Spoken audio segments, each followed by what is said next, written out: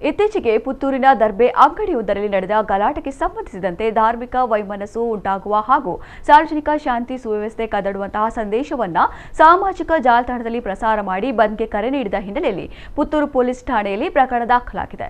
ದಿನೇಶ್ ಪಂಜಿಕ ಎಂಬ ವಾಟ್ಸ್ಆಪ್ ಖಾತೆ ಹೊಂದಿರುವ ವ್ಯಕ್ತಿಯು ವಾಟ್ಸ್ಆಪ್ ಮೂಲಕ ಧಾರ್ಮಿಕ ವೈಮನಸ್ಸು ಉಂಟಾಗುವ ಹಾಗೂ ಸಾರ್ವಜನಿಕ ವಲಯದಲ್ಲಿ ಭಯ ಉಂಟು ಮಾಡುವ ಸಂದೇಶವನ್ನ ಪ್ರಸಾರ ಮಾಡಿ ಬಂದ್ಗೆ ಕರೆ ನೀಡಿ ಜನರು ಅಕ್ರಮ ಕೂಟ ಸೇರಿ ಕಾನೂನು ಬಾಹಿರ ಕೃತ್ಯವೆಸಗಲು ಕುಮ್ಮಕ್ಕು ನೀಡಿರುವುದು ಕಂಡುಬಂದಿದೆ. ಈ ಹಿನ್ನೆಲೆಯಲ್ಲಿ ದಿನೇಶ್ ಪಂಜಿಕ ಎಂಬ ವಾಟ್ಸ್ಆಪ್ ಖಾತೆ ಹೊಂದಿರುವ ವ್ಯಕ್ತಿಯ ವಿರುದ್ಧ ಪುತ್ತೂರು ಪೊಲೀಸರು ಪ್ರಕರಣ ದಾಖಲಿಸಿಕೊಂಡು ತನಿಖೆ ನಡೆಸುತ್ತಿದ್ದಾರೆ.